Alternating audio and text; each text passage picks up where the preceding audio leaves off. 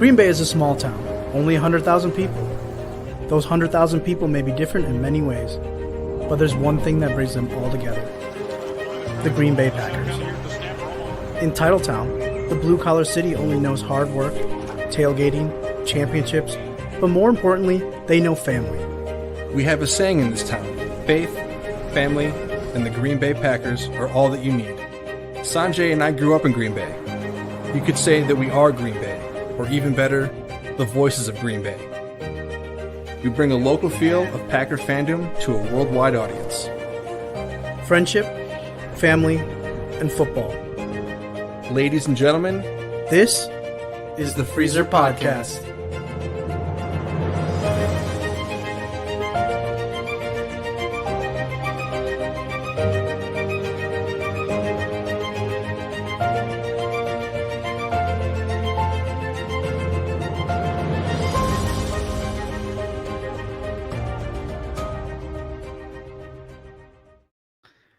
Yes, we are back. This is the Freezer Podcast, where we bring you a local feel of Packer fandom to a worldwide audience. I'm Sanjay, and alongside me, like always, is Mr. Matt.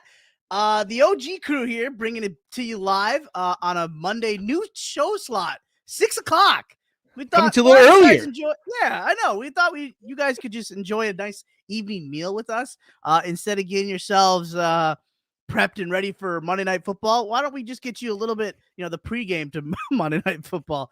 But we're here. It's finally training camp. We took our little vacation. Matt is all, back from his little vacation that he had up north probably.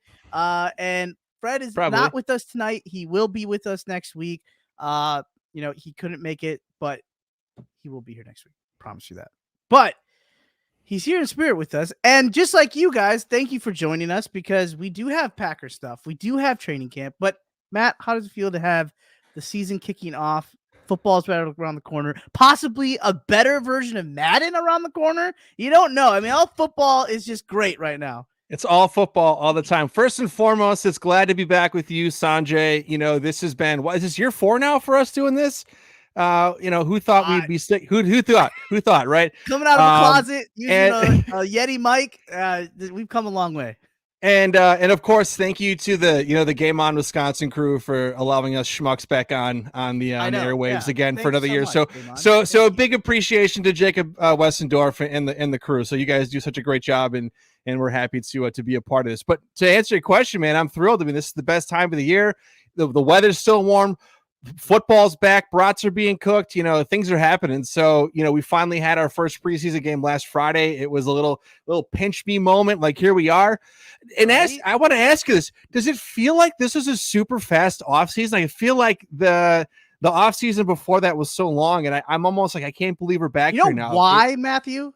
Because we don't have a freaking quarterback with drama. That's why. That's true. Like when you don't have something to always see on the news every single day during the offseason, and no one's paying attention to you because you're just the team that lost Devontae Adams, and you're the team that still has this wily old veteran that's a back-to-back MVP. That's why it feels like it's fast, because we didn't have any drama other than obviously the big trade. I mean, that is clearly kind of dramatic in the sense of, I think everybody, and it's safe to say you and I, obviously loved Devontae Adams, what he brought to this team, what he meant to this organization, his fall and rise. Let's just be honest. He had a rough start, but then he, crawled himself out of that hole and then made himself a star. He earned every paycheck that he just got. And we wish him well in Las Vegas. We'll kick his ass when we play him, in the Super Bowl, if that may be. But it's good for him, but obviously that was the most dramatic thing in the offseason. But at the same time, life moves on, and the team moves on. We've obviously made pretty big acquisitions through the draft with Mr. Christian Watson and Romeo Doubs and Samari Toure. But we also did a free agent signing as well, Sammy Watkins. So we tried to add some sort of supplement to Devontae Adams. You can't really replace him, but at least there's something there, and we'll see what kind of happens. We'll talk about battles, on the second half of the show. But Matt, your thoughts, at least going into training camp, did you have expectations of anything with this roster? Well, I think I'm stating the obvious, but all eyes really on sort of the wide receiver group. I think that's been kind of where the magnifying glass has been. It's been a little bit disrupted because you had, Watkins start on the PUP list. I know he's back practicing now. Obviously, Christian Watson just came off of the PUP list. He's his first day back at practice today. So I think maybe now going forward, we might get a little bit better of a semblance of what's going to shake out. But, from all things reporting from the camp, things seem to be moving forward. Rodgers very complimentary of a few of the guys. So we'll get into some of the position battles, but receiver was a big one. I think offensive line is going to be a big topic, not just in training camp right now, but probably into the season as we kind of, look to see what happens with David Bakhtiari. Obviously Elton Jenkins is back in the fold now. How quickly can he get back into the game? Is he going to be, week one ready? How do the rookies shape up? How do the, guys from last year, Yash Nijman, et cetera, kind of, come back in year two at this. So those are the biggest ones. And then I think we're kind of looking, how do the cornerbacks gel? You got Douglas, Stokes, Alexander, hopefully on the field all year long together. I'm really excited to see the pairing of, Quay Walker and Devondre Campbell in the middle of that linebacking core. And then of course the D-line. So really almost you could probably go to every level of the defense and the offense. I think you just literally said I just listed the whole as I'm talking, I'm like, okay, why don't you just start talking about the special teams too? So basically everywhere you could look at and be excited about in terms of battles. Rebecca, it's not special teams, it's WeFence. All right. It's called WeFence now with Rich Bisaccia. But yes, special teams is obviously something that we're all hoping cannot get any worse than what it did in that San Francisco game and obviously during the season. Folks, if you guys have questions, obviously throw them into the chat. We will actually get to that. When Fred's not here, we can cover, we have a little extra time too, because we're not all, talking. So we have some space and time that we can, answer questions today because we don't have a lot. I mean, we do have stuff to talk about, but we also want to kind of make some time dedicated to you guys. So please, if you have any questions or if you want to, have us talk about something that you guys are interested in, please put it in the comments and we'll hit that up throughout the show. So we did have a game and it was really cool. And obviously football is, it's in full effect now, but it's also cool. When football is happening, when at the workplace, when everybody's like getting ready, they got their, their Packer out, colors on, they're talking about it throughout the whole day. I know I have a guy at my work that is a diehard J Love fan. Like he hates Aaron Rodgers. He loves Jordan Love. Like I don't understand. I know I don't understand it, but it was just great to see, like, outside of that, delusion of hating Aaron Rodgers. It was cool to see people just overly excited for Packer football to be back. And you can tell when, the city and the county, the Fox Valley, the state, whatever you want to say, you can tell when Packer football is around and the feelings in the air, as they say. But yes, we had a game though. In San Francisco, the Bay Area, our nemesis area. I mean, we did win one there last year, so we've kind of faced our demons a little bit, but a little bit, yeah. It went back to being a loss on Friday, but again, it's this preseason first game, not really matters. But a lot of things that we kind of saw. It was the big, anticipated preseason game that everybody's wanting to see. Mr. Jordan Love, where has he taken his strides and his steps forward into his development? Where is he going to be? Because, I mean, all eyes are on him because, we don't know when Father Time's going to hit the MVP. And that MVP might just be like, you know what? I'm done because I just want to go, eat mushrooms and do something else somewhere else. Like, you don't know what that guy's just. He's just a nutcase somehow. But, like, he just will choose whatever he wants and he'll live freely. And that's fine. Do what he can. But the fact being is we need to know what our future is. And that is in a highly invested pick in Jordan Love. So the eyes were on him. And Mr. Matt, your thoughts at least. Let's just start with Jordan Love solely because obviously that was the main focus. We'll hit up Romeo Dubs. We'll hit up a couple other guys that night as well. But Jordan Love is obviously the main focus. Your thoughts on the 49ers? I thought it was a mix of good and bad.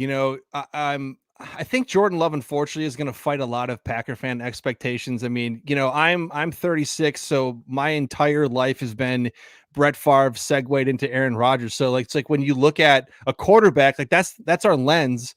And for whether it's fair or not, like that's projected upon Jordan Love. So, and we did this before with Favre too, right? We did, and I'll same lens, and you're like, all right. I'll be the first to admit that I'm like, well, we're toast. Like we're never gonna be, we're done. So and here we are, 16 some years later, and we're doing just fine. So, but like I said, I think it was a mix of good and bad. I thought he started a little bit shaky, had a couple of overthrows, in his first drive, and then he settled in. He made some, some on time throws, some throws where guys are just getting out of the breaks and put it in good spots.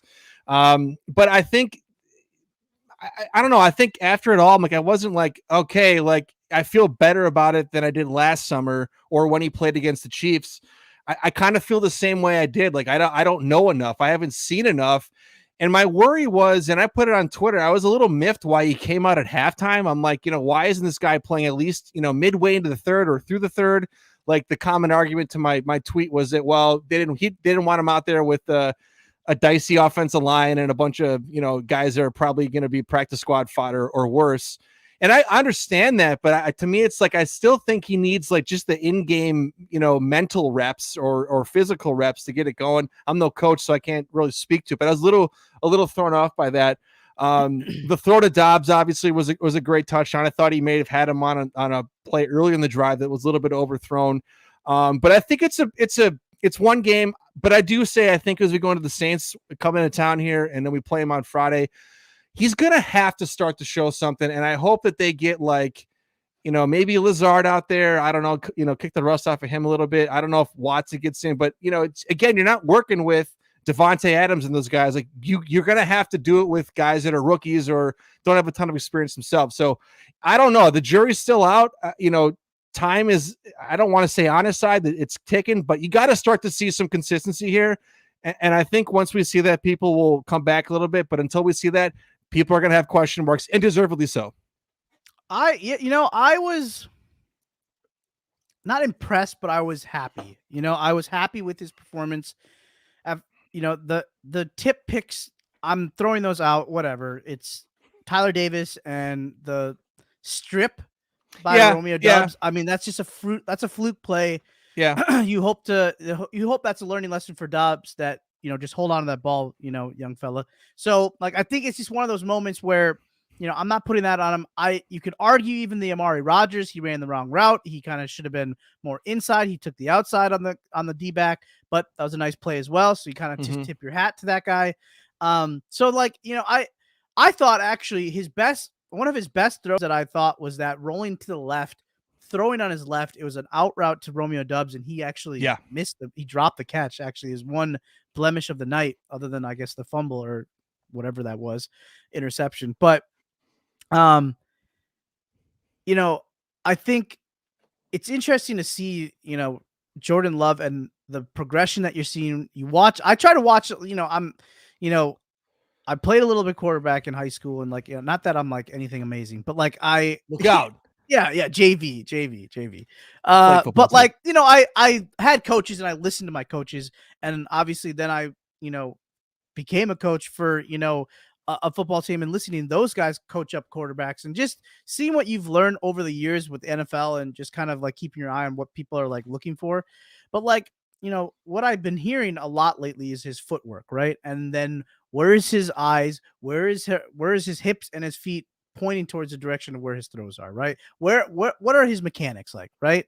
And so it seemed like, based on from last year and even in that regular season game against the Chiefs and the Lions, I think there's been improvements made. I think, a lot of things were said that, he feels more confident in the pocket. He feels confident in the huddle. He feels confident at the line of scrimmage. He understands, how to check out of a play, which those are small strides. Like, here's the thing. Jordan Love does not need to be the starter. That's not what we need him to be this year.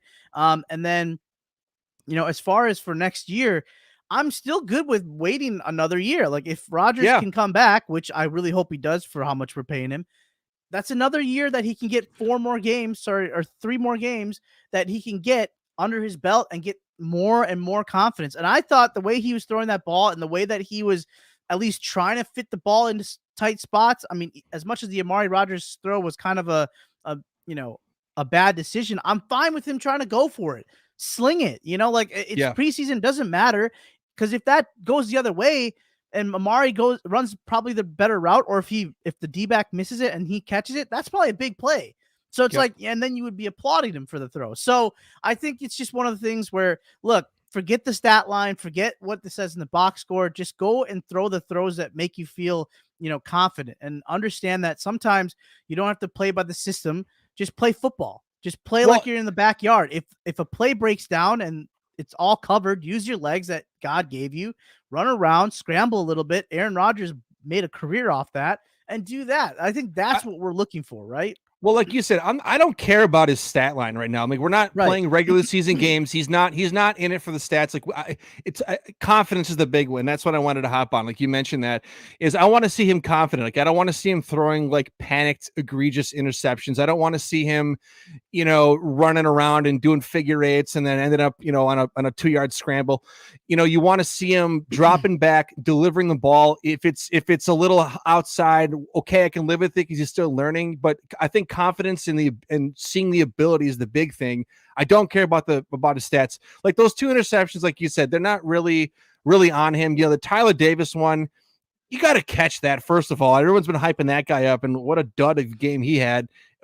He might not be around. Who knows? And then it's weird how coaches like stick to a guy and they're like, we really I don't know like this guy, and then it wasn't good. And then the Dobbs one, I can live with it. It's like just a freak play. Dobbs is a rookie himself. He's still kind of figuring things out himself. So I think Jordan Love, you just want to see him now build upon his Niners performance, and maybe a couple of drives can generate a touchdown or two, or they're not ending in 3 now. It's just you just want to see brick by brick, just a little bit of a progression every week, something you can hang your hat on and go, okay, from this week to that week, I saw some improvement there. And I think you can already look at his footwork and his mechanics. I think he's come a long way there.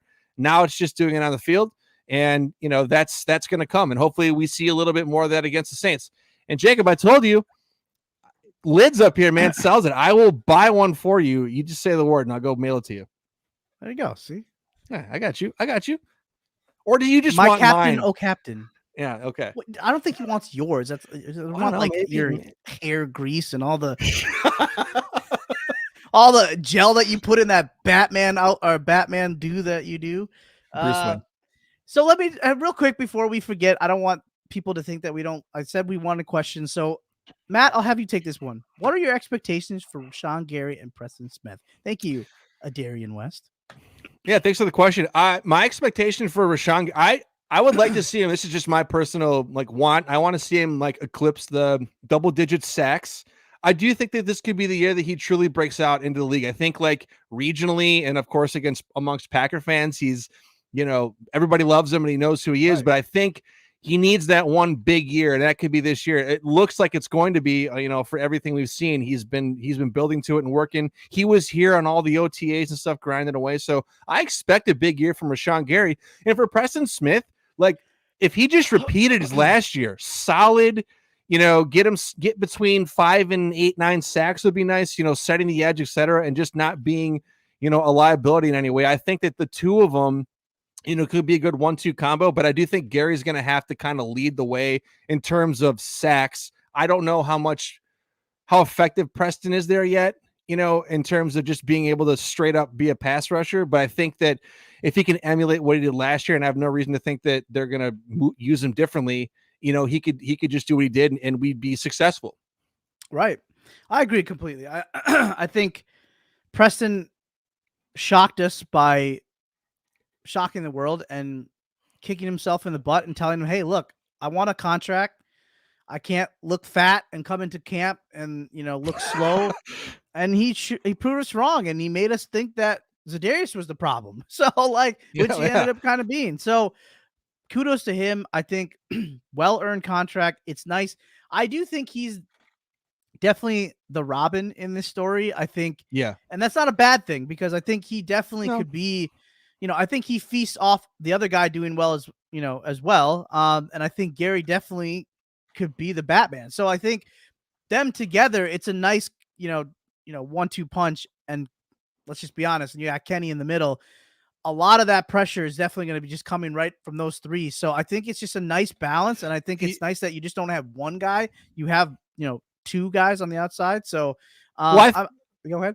Well, I was gonna say, I think that the D line depth and the guys you have there now is part of the reason why, like you can get away with maybe not having another Gary on the other side, because you got Kenny Clark coming back. They bring in Jaron Reed. You draft Devontae Wyatt. It's like TJ Slayton was making noise in training camp. I thought he had a nice preseason game. Dean Lowry. So it's like, if you can get guys in the middle to not only eat up, blocks, but get some pressure on the quarterback, I think that's just going to further aid, Preston and Rashawn. So that front group, man, is like, the kindling is there for it to just to blow. So I think in a good way.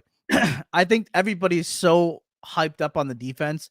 I think I'm very hyped up on that D line as well. It's been so long since we've had that, like, I don't know, maybe back in '96 when you had Sean Jones, Gilbert Brown, Santana Dotson, and Reggie. Mm-hmm.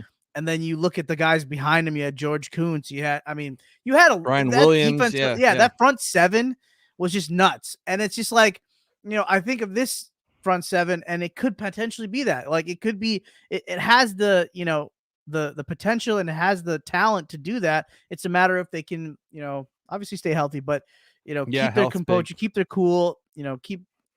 Just keep grinding, and just think that, hey, look, play with this chip on your shoulder. Everybody still thinks you're this dog crap defensive line that keeps giving up rushing yards. You know what? Prove them wrong. That's what I'll go with. I'll take this next one from Iowa Joe. And that was Sammy Watkins. And actually, I never thought he was a lock. When you bring a veteran in like that, especially, someone that came off an injury, and then the fact that you did just lose a superstar and you're just trying to bring more camp bodies. He was more than a camp body, obviously, but like, I think, he's also, seen this as a, stepping stone for his career, right? Play with Aaron Rodgers. I can, hopefully if I can stay healthy, I can have a big year and then go get paid somewhere else, whatever it may be. I think that's his, like, his goal, and obviously go for a Super Bowl as well. But I see it as, it's not really about Sammy Watkins. I think he could make the team because based on his, track record, it helps that your quarterback really kind of is, liking you and vibing with you. But I think it's more about, can Samori Toure, or can it be Danny Davis, or is it going to be, I think we've already kind of solidified Romeo Dobbs, but like, I think Juwan Winfrey, like, what about him? Sorry, like, that's what I meant. That was my last guy. Juwan Winfrey. Like, I think that is where you're going to see who actually bumps Watkins out, because I think you'll take the youth and the cheaper price tag of a player, and then let a guy like Watkins go. You could potentially, if injury happens, maybe he'll still be, in the free agent pool, and maybe you can go pick him up. Probably not, but maybe. You never know. You never know in the NFL. But do you think if they moved on, if they didn't keep Watkins, do you think that they would go for or make a move for a veteran, or if someone's cut from a team, once teams trim down to their regular season roster, to make a play there? Because I don't think they get rid of Watkins unless Aaron Rodgers signs off, and that's the one guy he was like, hey, you should sign this guy, and they cut him. It's like, he's the only guy over Cobb. Well, I think Cobb's here either way, but I mean, if Watkins was a Rodgers recommendation. Did say, in a presser, he said the 53 most deserving. So you can bite your tongue. If Randall Cobb is not a freaking deserving player, you better not be poo-pooing that, because you said most deserving. But at the same time, I think they obviously are in conversation with him. If he feels that people are vibing correctly in the huddle and understanding the route concepts and understanding scramble drill, all that stuff. If you're a hard worker, which I don't know what Sammy Watkins is at this point. To answer your question though, do I think they would go somewhere else? If you're cutting Sammy Watkins, I think because you're making that cut because you were so confident in the guys that you had in your room, right? Because you have enough confidence in Lazard and Cobb to kind of be your vets, and then you have your young two, stud, potential stars in 87 and 9. Dobbs and Watkins. So I think you're thinking Juwan Winfrey or, Samori Toure, whoever it is blowing you away, where you're like, okay, I think we could cut bait with this guy because it gives us some cap savings.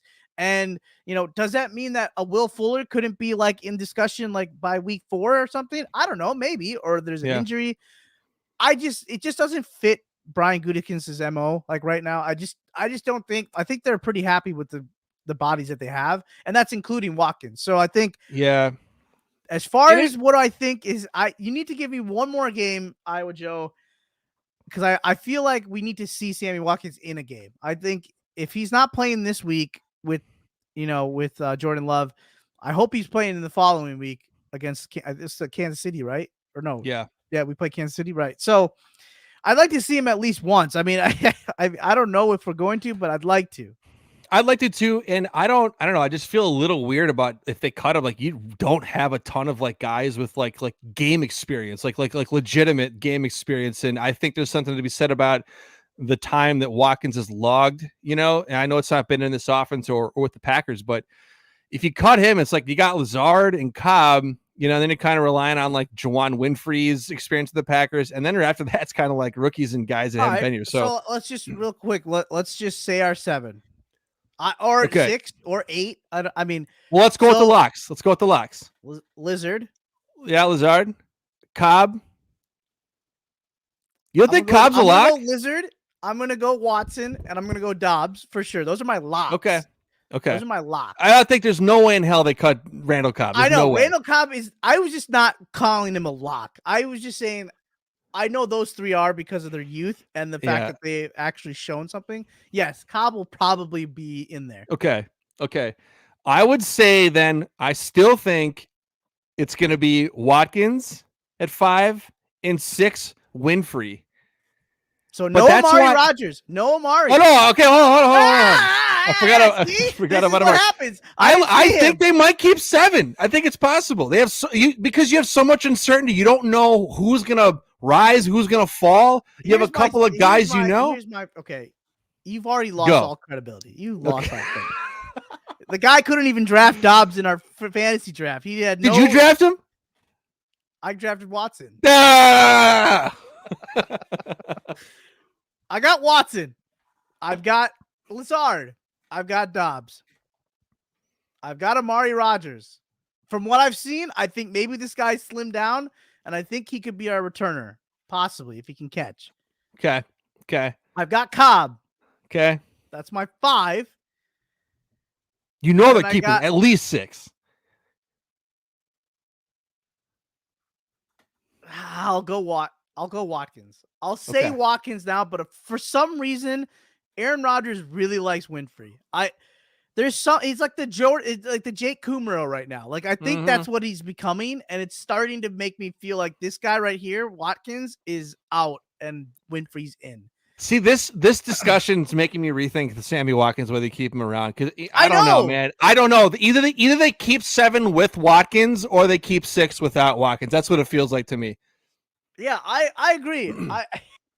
It's Iowa Joe in 2 weeks. Come back to us when we do our cut predictions. It's hard, man. No, it's always hard. We always get it. I mean, I'm pretty sure last year on our show we all were pretty close, I feel like, in terms of... I mean, we weren't like... Maggie always brags about how she gets like 2 wrong. And so we're never that good. She's smarter than us, that's why. Yes, we're not that good. We usually get like 10 wrong. So if we can break the barrier off of 10, if we can, it's like almost like golf, right? If you can break 80, like then you're in the conversation as a good golfer. So I think we can break 90. I think. Do you think maybe it depends on how many tight ends they want to keep? Like that's why I think about Mercedes Lewis. You got Big Bob, and then what? Daphne. Do you keep Tyler Davis or Daphne? I mean, are you going to keep one of those guys over Watkins or Winfrey? Like that's I think they see this roster because I think if you give one an extra to the other, you got to take one of the take away one from the other group, and that I don't know, man. That's a tough decision. You know where the stems? It's the freaking giraffe. That's where this stems, because you don't know if he's coming back, if he's going to be on the pup right away, and you got to keep an extra lineman or 2, because that changes things too, because you might have to be keeping 10 offensive linemen. So I think this screws up everything, honestly, from top to bottom, because I think you're keeping only 2 QBs. I think you're probably only keeping 3 running backs. And as far as that, like H back, like what is Josiah DeGuara getting kept? Like, I don't know what there's too many guys. Because I'm not, to be honest with you, I'm not cutting a lot of players on defense. That's just a tease to our cut days. I'm just telling you right now, I'm not cutting a lot of guys on defense. That defense is way too freaking good, and they're way too like gelled as a unit. And you know who I'm including in that list is a mean Dean Lowry. I'm including guys like, well, Mean Dean, he's got like 3 or 4 games a year that he just blows up. Like you need him for those 4. You know what I mean? There's another guy that I'm trying to count into that. But like, but anyway, I'm just trying to say, I when you're talking about 53 guys, it really makes things hard. But we'll talk about that in a couple weeks. So we kind of went off topic with questions, but it's really good. So everybody, if you have questions, definitely throw them in. We like talking about all your questions and comments. So definitely keep hitting up the chat. We really appreciate it. For those of you, we don't have a commercial right now, but for those of you that are obviously watching our show, definitely check out Game On Wisconsin for all your shows for Packers. We're not the only ones that happen during the week. We may start the week, but we do not finish the week. So check out all the shows that we have. Check out also our literary side.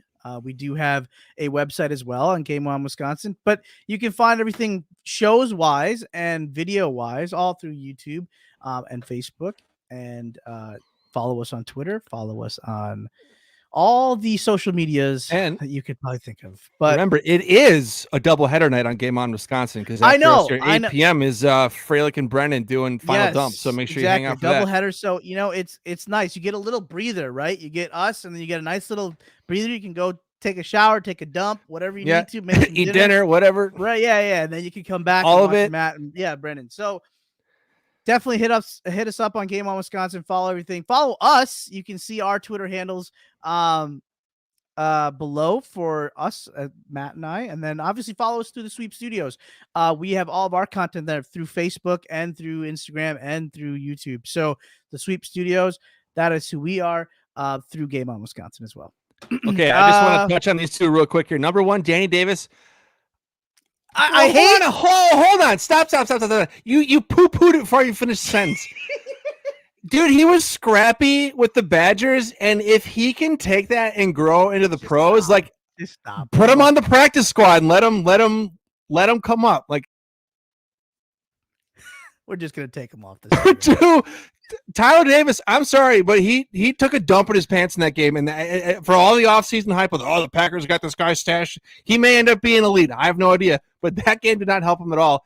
It very well could be Tyler Davis. The coaches have these guys that they stick to, and then they probably should be cut, and then they don't get cut, and then they're like, "Oh, well, he's a good guy in the locker room. He's a good guy in the meeting room." If you can't catch, right?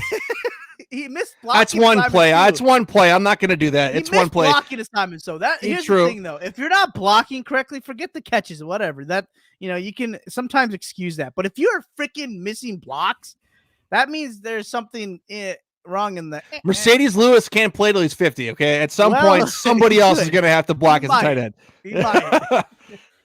Danny Davis, I don't know. I'm not completely poo-pooing it, but like the catch that he made, that was a nice adjustment hit from him on the back shoulder, and I think it was actually a better catch than the better throw. In my opinion, it was still a good throw. Danny Davis, and you're right, he is a grinder. I just don't know. Because then I could make a case for Samori Toure. I could make a case for Javon Winfrey. So I think you should keep Toure and Danny Davis on the practice squad. Like Danny Davis, like when people talk about him, like he's not like like a 5-star talent, but every time like the coaches talk about him or the players talk about him, they're like he just gets it. Like you don't have to get into his ear too much. You don't have to worry about him not being prepared going into practice. That's a problem because see. I don't like that argument because here's the thing. What is wrong with that? Because these guys that are fringe roster guys are always the ones that are doing everything right because they know they can't fuck up. It's the ones that are drafted in the first round that are like, there's no room for error. I'm good. I ain't going to get cut. Like, I got the money. I got, like, that's the problem. So, like, yes, Danny Davis is doing everything right. Of course he does because he knows he's like, look, if I do one little error, I'm out. I'm the first casualty because you know what? We can't knock him for that. He's delivering. Yeah, I know. You're right. Exactly. I get that. Yes, it's a nice thing to have. I'm happy that he's doing it. I wish him the best. And if he's a practice squad guy, that's great. That's great. It's weird. It's like it's a crowded wide receiver room, even though it's completely void of superstars. Like it's a weird scenario. Hang on. True North. I don't think Dobbs is actually the superstar right now. I think it's more.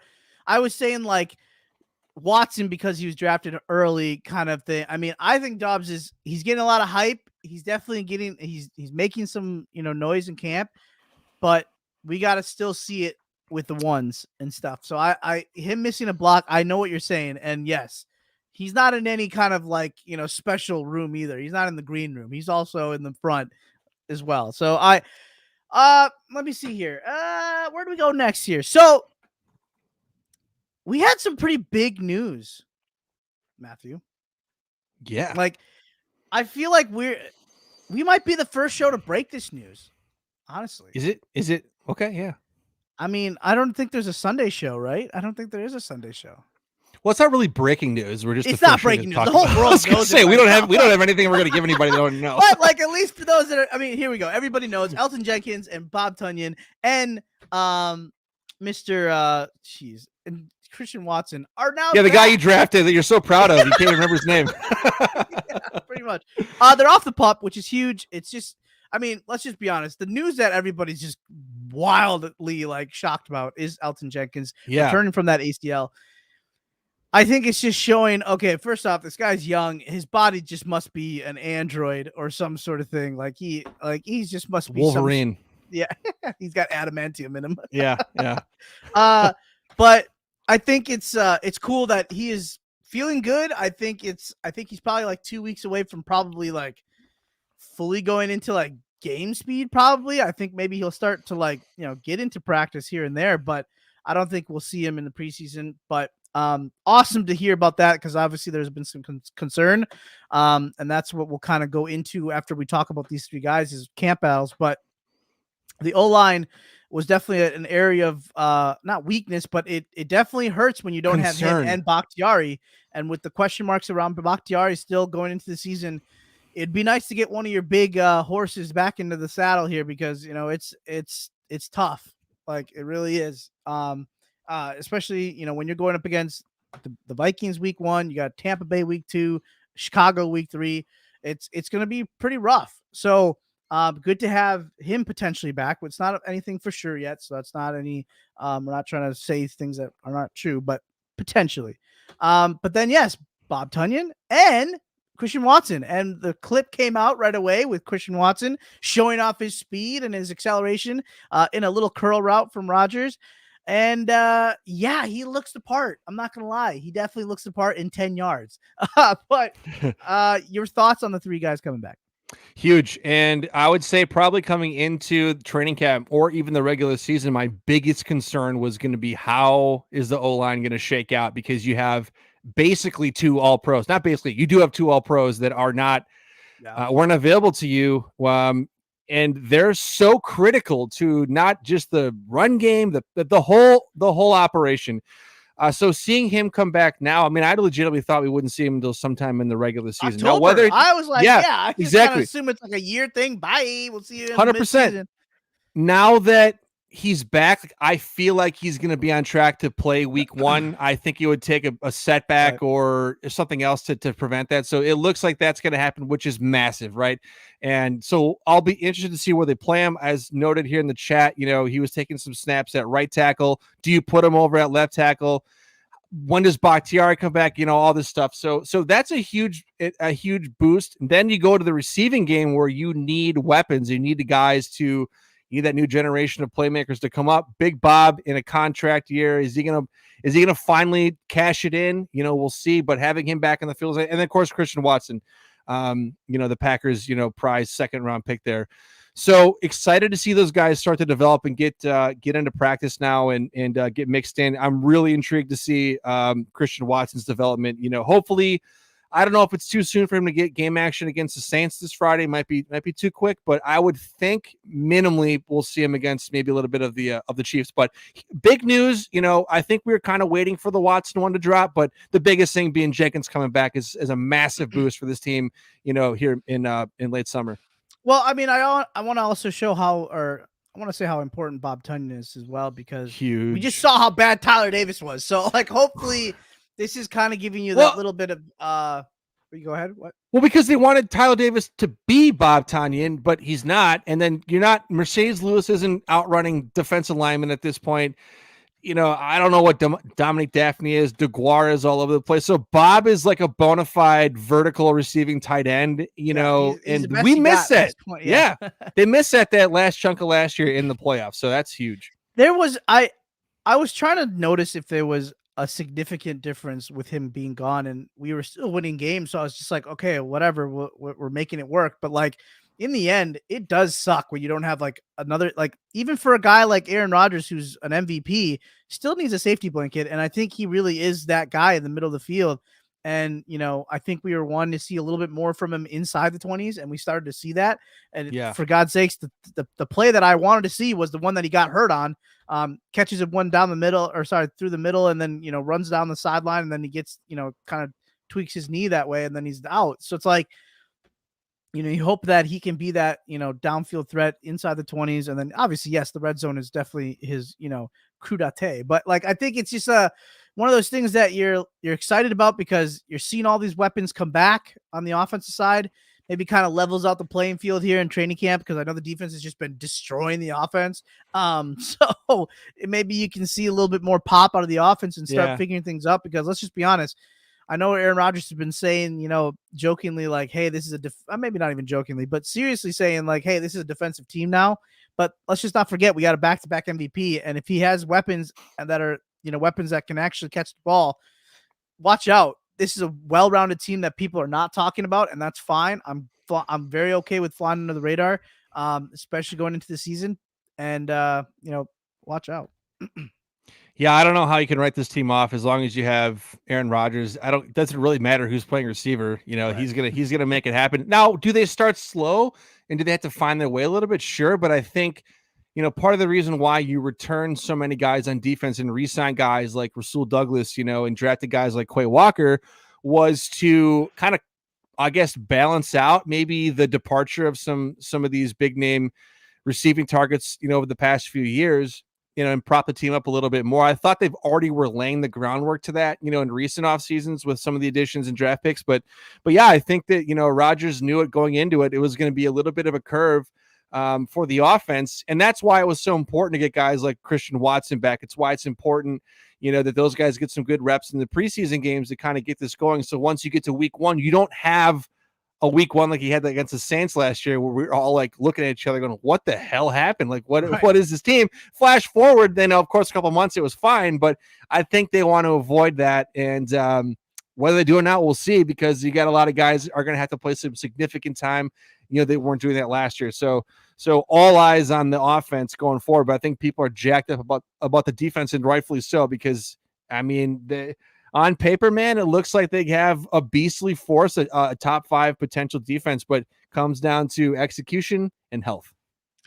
That was a tease, folks. Matt is picking us to lose week 1.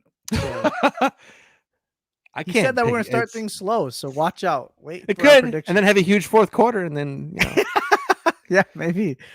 So Matt, I saw a couple questions in here. We'll check them out quick.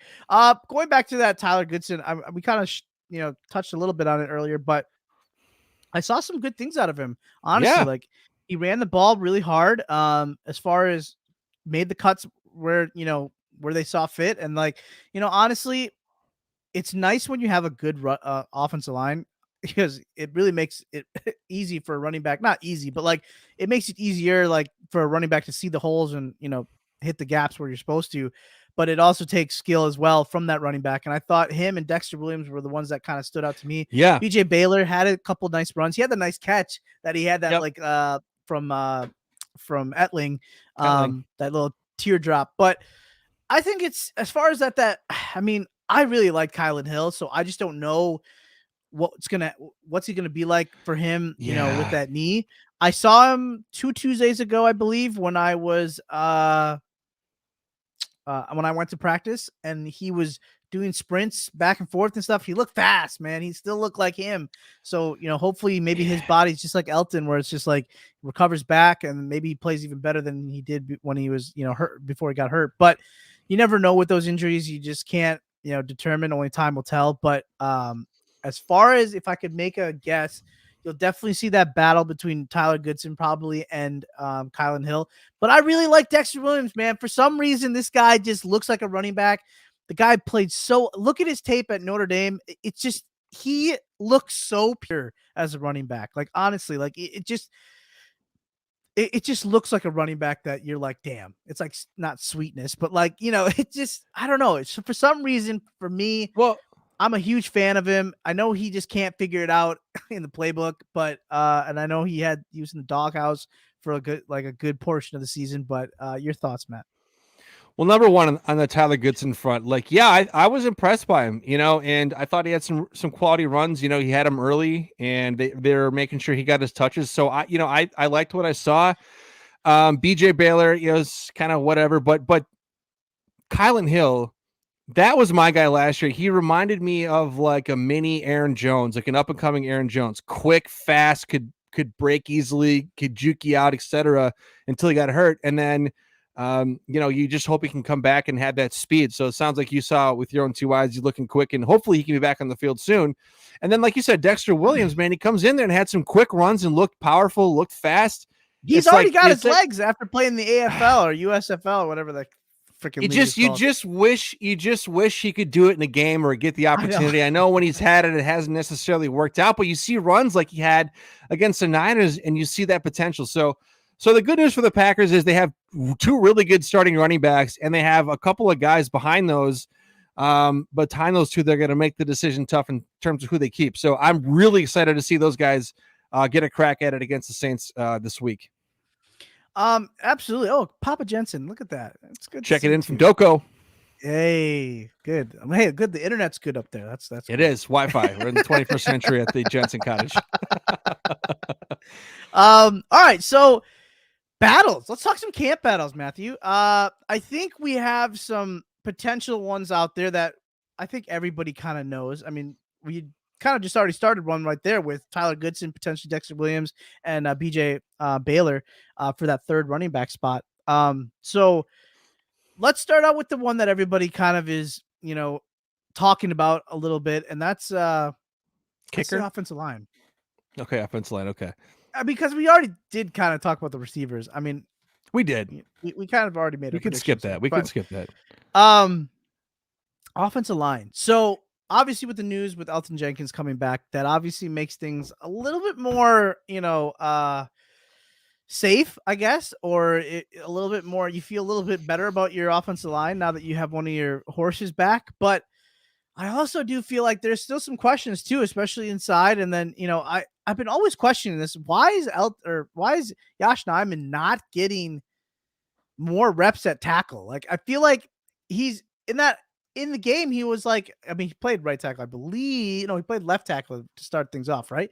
Started left tackle, but he wasn't getting reps at right tackle. So I'm wondering, are they just going to throw him at left tackle right away when Elton Jenkins comes back? Because then are they just going to like kind of put Elton Jenkins kind of like slow return? Don't have him going against like, you know, the big boys on the left side, like protecting the blind side. Because if I was the coach, which again, I'm not good, so don't ever hire me, but I'd probably put Elton still back at left because, you know, he's the most surefire thing that you have. Yeah. And as much as Elton did fill in well for Bakhtiari, it'd just be nice to know you have like the certainty, you know, for Rodgers' blind side, right? Yeah, you know, and Yash had a lot of success last year playing tackle on left side. At least, you know, holding up in terms of the expectations you could have for a guy like that. He played well. So maybe it speaks to how well he's been practicing and how much they trust him to keep him on at the left. And maybe it's because they don't want Jenkins to have to immediately come in and face, you know, the upper echelon of pass rushers. Let them, I don't want to say it's an NFL game. There's no easing into shit, but it's like, instead of facing, you know, their top pass rusher, you're facing the other guy. So I don't know what the thinking is there. Interesting though that you do have options. One thing you have to be psyched about with Brian Gutekunst is they can draft and find linemen almost at any round. They feel like anybody they bring in just ends up being a stud. I mean, like no one's already talking about Josh Myers, who's in his second year, who has completely have a vice grip on center and looks like an all-pro already. John Runyon Jr., a year or 2 couple years into his career, already a 7th rounder. Already a bona fide starter. Like you can pencil him in for. He's got for that loins though, right? He's got like. Oh, he's got that blood. He's got the bloodline. But it's like, but look, think about it. What a spoil of riches to just be. Well, no, just help him around here. That's the thing. Yeah, we'll move this guy to that position, and he'll just be an all pro at it. It's like it's unbelievable. Never, ever. I mean, as much as I hate the whole in the conversation for like outside free agents, I will never question Brian Gutekunst and his team as far as what they draft. It's been pretty good. Like, yes, have they missed on some 3rd rounders and 4th rounders? Sure. You're not going to hit always on your pick, but like this was a damn good draft class. You got Zach Tom getting some reps at tackle as well. A little bit smaller guy, but quick with his feet. Sean Ryan. Yeah, exactly. He's a tackle at UCLA, but now kind of more of a guard. At least that's what they've kind of pegged him at in the NFL. But giving him reps, you got it's Jensen, right? Who's the Jake one Hansen? that's from Jake Hansen, not Jensen. Jake Hansen, you're right. Local kid, also getting a little bit of a shot. Van Landen. Well, that's Cole Van Landen, right? Yeah, Jake from Bayport. Yeah, that's Bayport. That's right. My fault. But you have Jake Hansen actually getting some reps. Who was actually really bad last year, and then now he's getting some more reps at guard and a little bit of tackle. So I think it's interesting that you can put all these guys in different spots. I think the potential week 1, I know people were putting it out there with like you had Jenkins, Royce Newman, Runyon, Myers, and Nyman. So I think that's probably what you're going to see. Royce Newman, I don't know about him. I know a lot of people on the beat and a lot of like, analysts are kind of saying, he had a struggling year. I mean, he was fine. Like he was a rookie. So it was, you can't really, put too much blame on him, but like, is he a bona fide starter? Like I feel like John Runyon Jr., like he's showing you that he's just taking that job and like never going to give it up. Whereas Royce Newman, you're like, well, we needed to put him there out of, convenience. But at least he had games where he played and you never heard his name called because he played well. Right. I feel like there were Packer teams in the past where one offensive lineman went down and you had to dip into that second group and you're like, holy shit, it's not going to be good. I feel like sometimes guys get masked a little bit by the guys that they're around too, right? A little bit. On the inside, you get a little help from the tackle and the center. Sure. You're getting kind of some help. So, I mean, it's not like you're expecting him to be Zach Martin out there, but no, but he's not a total liability. I don't think the Packers have one of their preferred options, whether it's a starter or even a backup. We also said that about Billy Turner too, and look how dog crap that was, so. And Billy. Fred's not here to get to talk about him, so we won't do it. he's listening, believe me. I'm sure he's listening. He's probably just like, that Billy. I'm so glad he's gone. One punch, Here's the thing. I at least know that this offensive line, and if Rodgers can get the ball out of his hands quick, it'll be nice to see them, kind of not have to hold protection for too long. But let's move on to potentially defensive line. Do you see anybody getting cut on that defensive line? Not outside linebackers, but D line. Not in the like the mainstay of guys. Like it's starting. I mean, you could maybe talk about like I don't know, like Lancaster or Jack Heflin. Is Lancaster gone now? Lancaster's gone. Yeah, I'm thinking of Jack Heflin. Jack Heflin. I think that's the for sure. That was another Tyler Davis. Like the guys just love him. And I'm like, this guy's just not good. But he actually had a nice couple plays, I've heard. He did.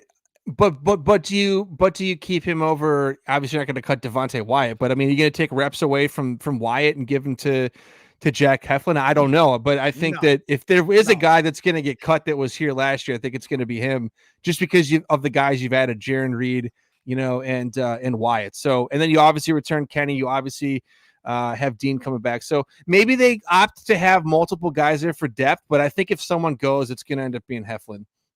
When we start looking at this roster, it's like, where do you even...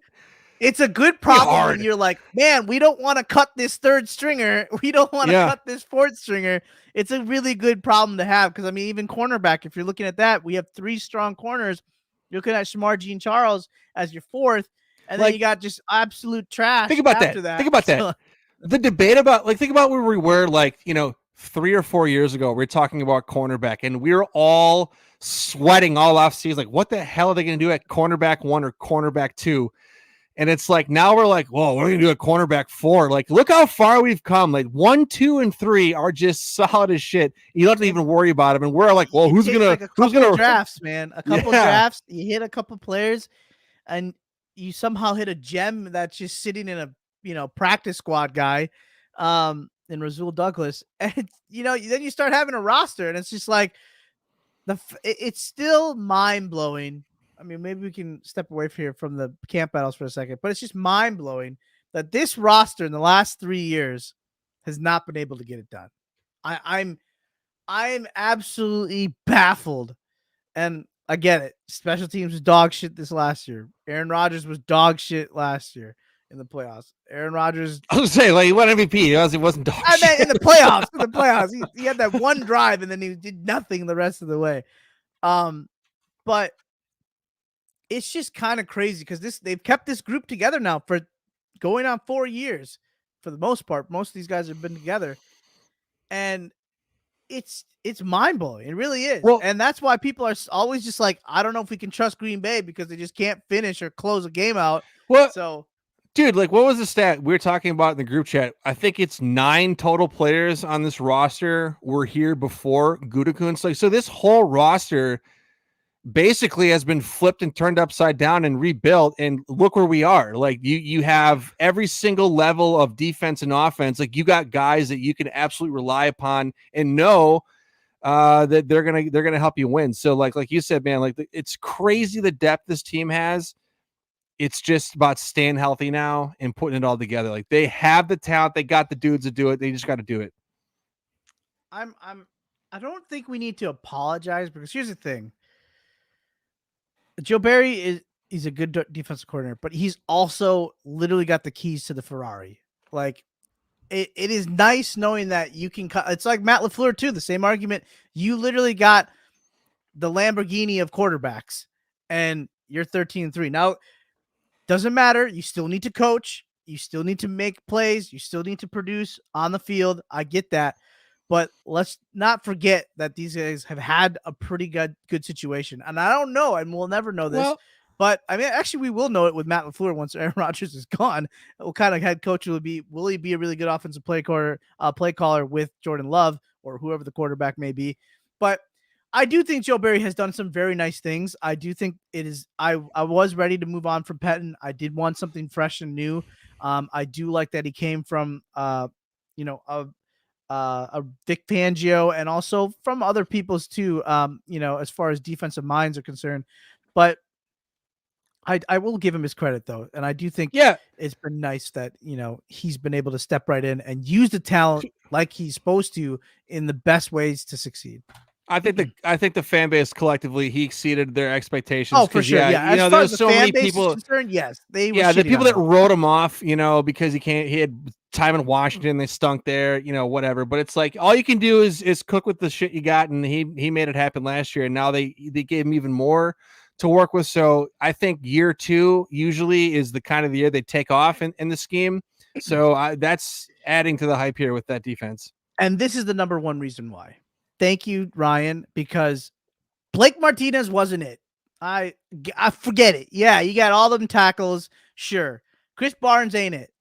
It's this guy right here. Devontae Campbell is Benegan. He was the single biggest, other than Douglas, and you could argue one or the other, but other than Douglas, excluding I'd say him over Douglas, honestly. Campbell was the key that picked the lock, dude. Really was. They haven't had a linebacker like that, and I don't even know. Couldn't even tell you. This guy's borderline, not like he's all pro in the first year here. Yeah, he all pro. Exactly. He is he's got the same aura and attitude and voice like a Luke Kuechly, quiet assassin, does his job. He just wanted the opportunity to be him, to play the kind of style that he wanted to play. Joe Barry let him do that, which is a kudos to Joe Barry. But that is exactly what happens when you get the right field general in the middle of that defense that can call and guide that defense into the correct plays and adjustments. And then, yes, it's a fluid like symphony, right? When everybody's, playing the correct way, you're getting pressure from the outside linebackers and D line. The cornerbacks don't have to cover for that long. The linebackers can cover the middle of the field.